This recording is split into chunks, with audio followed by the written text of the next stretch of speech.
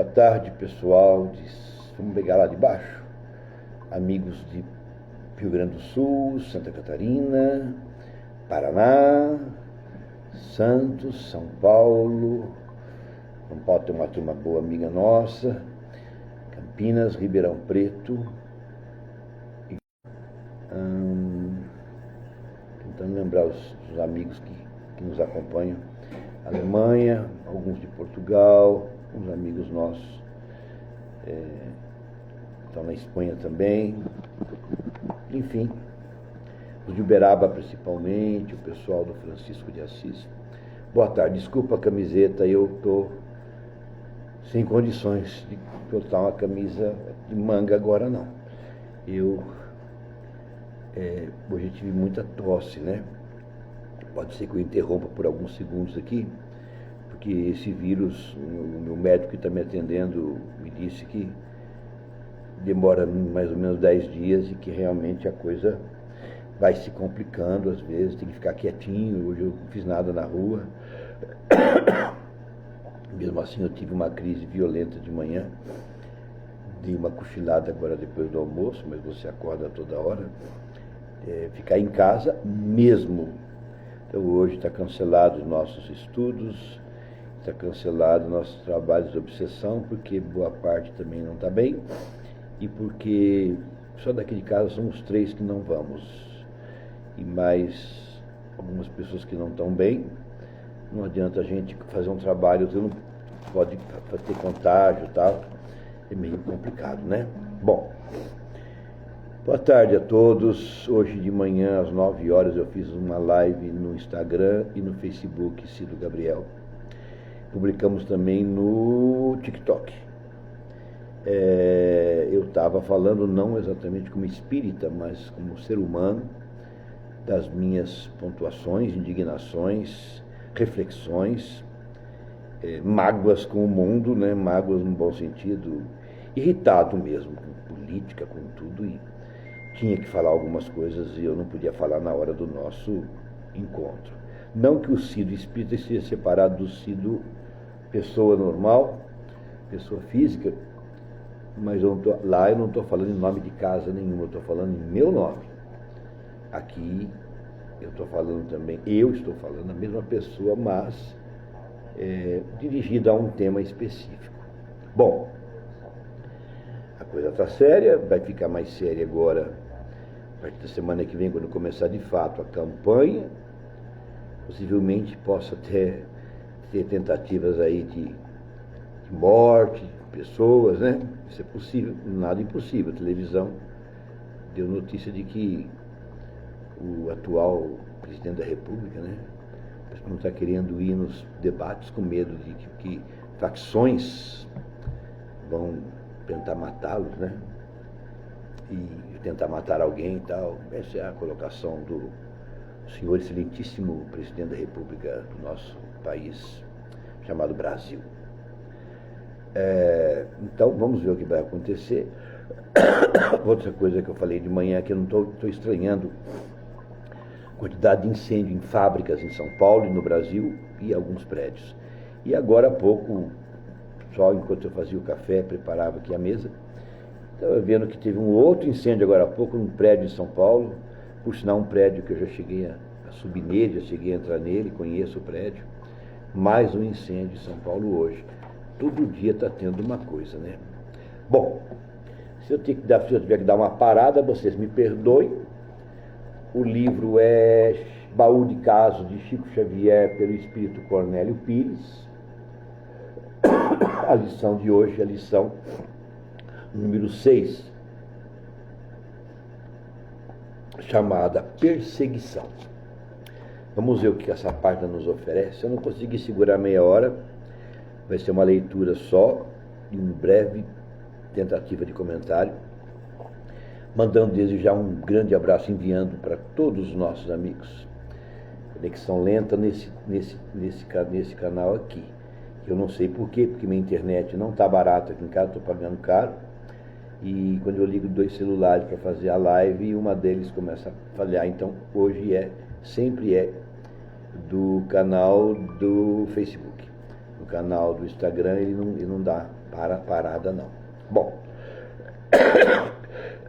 vamos lá ver como é que o nosso irmão Cornélio Pires vai tratar o assunto de hoje do jeito jocoso dele, bacana, inteligente, culto, espiritual, dando os nossos cutucões necessários. Perseguição. Abre aspas. Por que teria Jesus, nos ensinos salvadores, recomendado a oração por nossos perseguidores? Fecha aspas. Essa é a pergunta principal. Resumindo as suas notas, meu caro Lucas Ferraz, eis a pergunta concreta que, em suma, você nos traz. Examinando, na essência, a própria questão exposta, o ensino simples e claro, por si, demonstra a resposta. Quem persegue ou prejudica, em todo e qualquer lugar, como esteja, está comprando muita dívida a pagar. Se a pessoa perseguida exerce a paz e o perdão, a prova que experimente é degrau de evolução. Agora, depois da morte, no que tenho conhecido, são muitos casos amargos que vejo nesse sentido. Janjão tomou de Nhoxico a fazenda da Cancela. Em seguida faleceu e vive agarrado a ela. Lelé, perseguindo Juca, armou enorme alçapão. Mas, em vez do desafeto, aleijou o próprio irmão. Totó perseguia Joana, dizendo agir por amor. Depois da morte, o coitado tem nome de obsessor. Antão, para unir-se a Gina, liquidou com Gil do Estalo. Mas Gil nasceu filho dele e vive a crucificá-lo.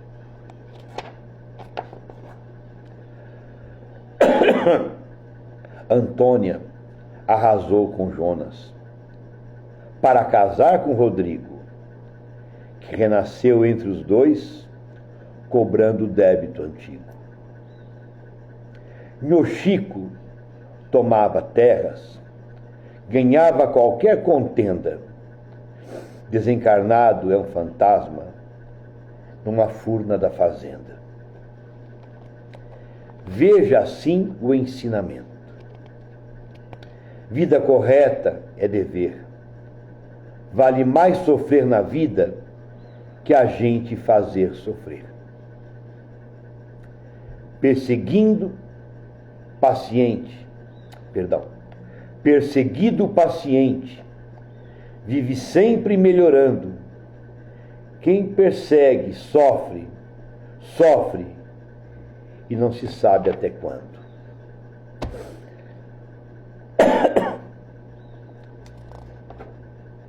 Quer que desenhe? Eu, infelizmente, vou ter que tocar no assunto da atualidade, né? Não tem como.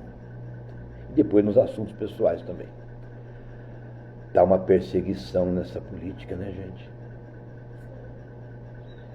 Está uma coisa de que até o diabo está aprendendo com esse povo. O diabo entregou o troféu, entregou o título, falou: Deus, eu entrego o inferno para esses homens, porque eu não dou conta deles, não. E essas pessoas todas que estão perseguindo, escutam o que eu estou falando, vão pagar após a morte do corpo físico. Uma coisa chama-se justiça, não é doutor André Mendonça. A outra coisa chama-se vingança. Era o ano de 1964. Eu era um pequeno garotinho tímido, bastante introvertido. Meu pai trabalhava na refinaria de Petróleo União, no bairro de Capuava, subdistrito de Santo André, anexo ao Parque Novo Oratório, indo para Mauá. Ao lado dessa empresa, que hoje é da Petrobras, havia umas casinhas. Minha mãe tinha amizade com o pessoal que morava ali, pertencentes à refinaria União, e às vezes a gente ficava na casa dessa senhora, e quando minha mãe ia lá visitá-la, nós ficávamos lá brincando perto da refinaria. Em 1964, eu me lembro que meu pai me levou no colo numa convenção em Santo André. Eu escutava fogos, estouros, explosões. Essa é uma coisa que tinha fugido da minha memória. E estava acontecendo alguma coisa, ia ter um comício, alguma coisa. Era a época da pré-revolução, que deu origem à Revolução de 64. Isso foi 63, propriamente dito, para 64. Nessa época, houve o encampamento da refinaria. Meu pai depois acabou se retirando da empresa. Meu tio, o irmão dele, ficou, deu sorte, porque foram afastados da empresa. Depois de 20 anos, 25, foram reconhecidos graças ao senhor presidente da República de hoje. E foram todos anistiados, e meu tio terminou a vida com Covid, há uns anos atrás, agora, 2, 3 anos, mas aposentou-se com um valor significativo, porque ele teve soube usar a cabeça, meu pai não soube. E eu estou aqui lembrando daqueles fogos, aquele barulhão todo estourando em Santo André, no ABC Paulista. Eu no colo do meu pai, estava chegando uma pessoa importante lá, provavelmente para dar uma palestra. Eu nem sabia o que estava acontecendo, só sabia que meus ouvidos estouravam no meio daqueles estouros de bombas, de rojões. Era uma noite, eu me lembro que era noite, e assim foi a nossa derrocada em Santo André. Foi quando então meu pai foi montar uma barraca de feira de bananas. Depois a gente vendia banana na rua. Depois a gente desceu um pouco mais fundo, fomos morar em Leme, na casa do tio Tico, que hoje é desencarnado, que tinha hanseníase.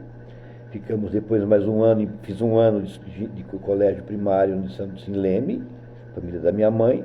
Depois fui para a casa do meu avô paterno em Pirassununga, no Aeroclube de Pirassununga, onde o Pedrinho era instrutor desse aeroclube. Voltamos para São Paulo numa miséria total. Fomos morar lá nos fundões do Parque Novo Oratório, numa casa de brejo, à beira do brejo mesmo. Quando chovia só um pouquinho, as lesmas subiam pela parede, era uma coisa horrorosa. Meu pai foi trabalhar de engraxate na na Estação da Luz, depois na Praça da República, e eu fui de engraxate em Santo André, no bairro de Piranguinha, ao lado da Igreja do Carmo. Passados 6 meses, mais ou menos 4 meses, eu já tinha idade para trabalhar no armazém do japonês, e fui então trabalhar de entregador, de carregador de saco de arroz, aquelas coisas todas. Fiquei lá mais ou menos dos 12 aos 13 de idade. Aí a Brosol me contratou, meu pai foi trabalhar na Brosol, pela empresa de segurança que dava assistência à empresa em São Paulo. Eu fui trabalhar lá na ferramentaria, para fazer Senai. Nós nos mudamos para uma casa, meu pai tomava conta da Brosol, fabricadora de carburador Solex e bomba de gasolina. E fiquei lá um tempo. De lá eu mudei, fui trabalhar no escritório, e meus pais foram embora de São Paulo, e fui morar sozinho na Boca do Lixo, ali onde era a Cracolândia até alguns meses atrás. É interessante, né, que eu estou contando isso. Eu falei sobre isso hoje mais cedo, porque a vida rolou, aconteceram 300 mil coisas. Um belo dia eu resolvo, já era espírita em São Paulo, nas casas André Luiz, estava vivendo um momento difícil, morando num lugar excelente, um bairro nobre de São Paulo, bem no centro, perto da Paulista, ao lado da Paulista. Mais precisamente perto do MASP, Museu de Artes São Paulo, perto do Trianon. E foi quando eu me desgostei de São Paulo, sofri vários assaltos, etc. e tal. Conheci o Chico em 84, aqui em Uberaba. Me apaixonei por aquilo tudo. 2 anos depois eu estava morando em Uberaba. Aí começou uma nova fase de minha vida, já aos 33, 34 anos de idade, mais ou menos. E aí veio uma outra fase também que foi muito difícil e sofri muita perseguição nessa cidade. Perseguição de religiosos. De religiosos. Difamação.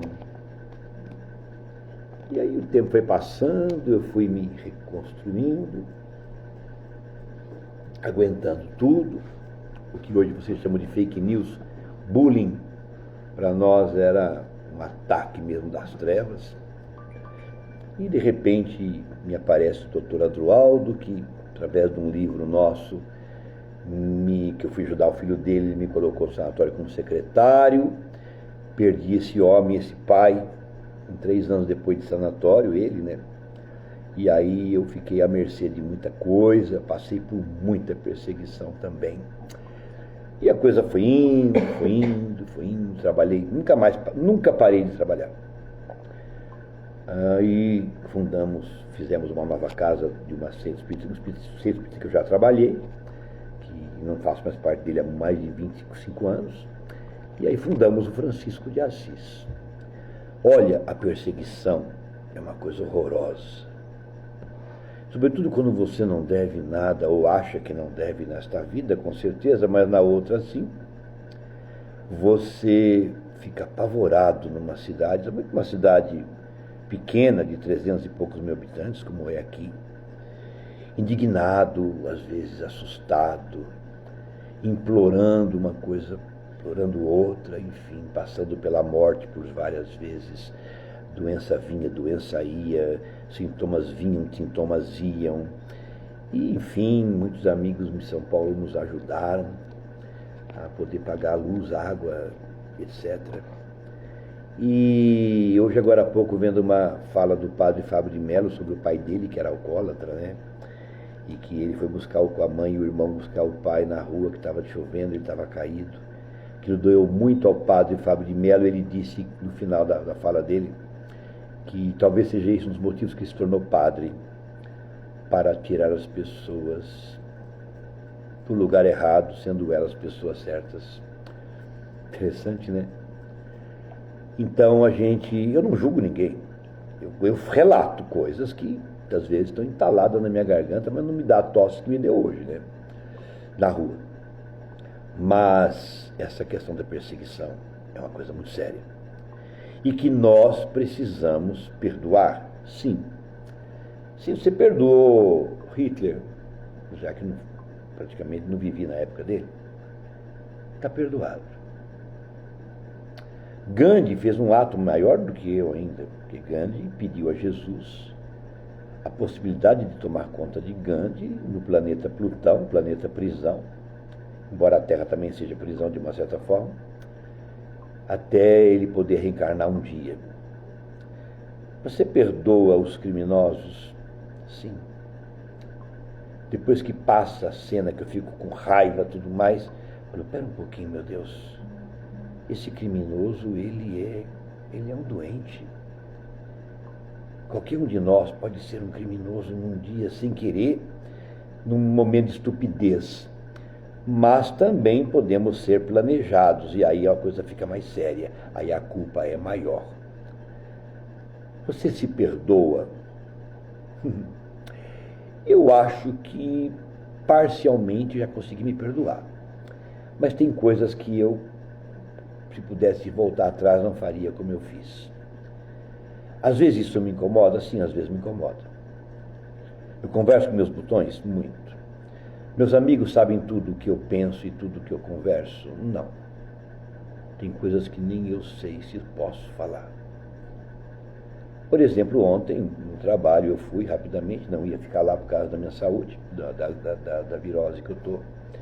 Acabei incorporando por 15 minutos, o mentor passou, as tosses desapareceu completamente. Mas a hora que me afastei, que ele veio comigo, me sentou na cadeira, eu comecei a ter uma visão. Para você que é terapeuta, uma visão esquizofrênica, vamos dizer assim, uma alucinação psicótica. Você pode pensar que você bem entender é um direito seu, e eu posso pensar que o bem entender é um direito meu. Né? Você não é dono da verdade, ninguém é dono da verdade, nem eu.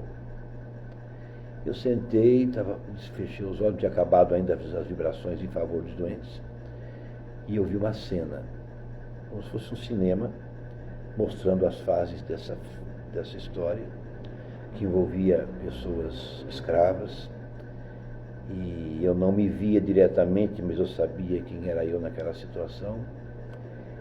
E aí eu sempre me vi na condição de padre, um padre safado, sem vergonha, sem escrúpulo, mas nessa condição eu nunca tinha me percebido, não. E realmente eu parei para pensar. A hora que eu cheguei no centro, levei um tombo dentro do centro. O pessoal criticou: por que você veio? Você não devia ter ficado em casa, você não está bem, você está teimoso. Eu tinha que ir ao centro, eu tinha que levar o tombo. Quase quebrei minha cara, graças a Deus, só machuquei um pouquinho o joelho, mas o tombo foi feio. Alguns criticaram que eu não deveria ter ido, eu não passei vírus para ninguém, estava de máscara, longe, 4, 5 metros, centro todo aberto, janela toda aberta e tal. E voltei para casa pensando naquela visão que eu tive. Hoje de manhã, quando eu acordei, eu estava tendo um outro sonho, conversando com uma determinada pessoa. Falei: não, é hoje que eu estou com força para passar o que eu estou pensando sobre o Brasil e o mundo, quando eu fiz. Mas não foi com a intenção de ofender ninguém, não. Foi apenas o que muita gente está engasgado na garganta e não pode falar. Bom, eu estou parecendo aquele jornalista que eu adoro ele, Garcia, Paulo Garcia, não, Renato não, lá de Brasília, que tem um programa, fugiu o nome completo, porque ele vai falando devagar e tal. Eu gosto demais dele, é um homem sério que a Rede Globo perdeu, porque ele é um verdadeiro jornalista que não se vende por 30 moedas. O que chama, Luciano, aquele jornalista que falava na Globo, que trabalha em Brasília, que eu adoro ele, que eu sigo ele, Alexandre Garcia. Alexandre Garcia. Meus parabéns, Alexandre Garcia. Você não vendeu tua alma pro diabo. Você faz aquilo que você quer. E isso é muito bacana. São poucos homens que têm coragem de fazer o que você faz. E pode ter erros, não sei, não conheço sua vida, mas tenho certeza que é muito menos do que esse povo que conta a garganta e que faz um monte de barulho e não é nada. É muito, eu ia falar uma palavra aqui, mas não posso. É muito trovão para pouca chuva, né? Para não falar um outro jargão que a gente usa. Mas Alexandre Garcia é um homem sábio, vivido, culto, e não é bobo de jeito nenhum. Esse homem merece meus aplausos. Bom, chegando a esse ponto, eu quero dizer a vocês que eu estou muito bem. Engraçado que hoje, a hora que me deu a tosse na rua, que eu fui buscar comida pra gente, de carro, que eu não podia me forçar muito por causa da virose, me deu uma tosse de 10 a 15 minutos que não parava, e eu pensei, falei, agora eu vou morrer engasgado. Fui perdendo fôlego e falei: meu Deus, agora eu vou, realmente, agora eu estou indo. Você acredita que eu não tive medo naquele momento? Tive medo do engasgamento, estava horrível. E se chegou a hora, Pai, estou nas suas mãos. Porque foram 10 minutos ou 15 de verdadeiro terror. Parecia que não ia acabar. Mas estou encarnado ainda, e acho que eu estou encarnado. Quando a gente desencarna, também tem carne, também tem corpo. Será que eu estou encarnado? Se tirar sangue, sai sangue. Então, André Luiz foi usar a sala de banho em português de Portugal é banheiro, então o espírito também vai ao banheiro, na condição, claro, não elevado. Ouve música, dança, namora, conhece gente na Praça dos Amores, não é na Praça dos Três Poderes, não, tá? E então, será que eu estou vivo? Mas será que essa é minha cozinha? Será que eu estou surtado? Será que eu estou aqui e ninguém está me vendo? Como será que é morrer, hein? Aguardemos para ver, ou para não ver. Mas uma coisa me deixa muito feliz. Eu posso ir para o umbral, e devo ir com certeza. Mas não vai ter espaço para tanta gente. Misericórdia, Senhor, para esses homens da lei.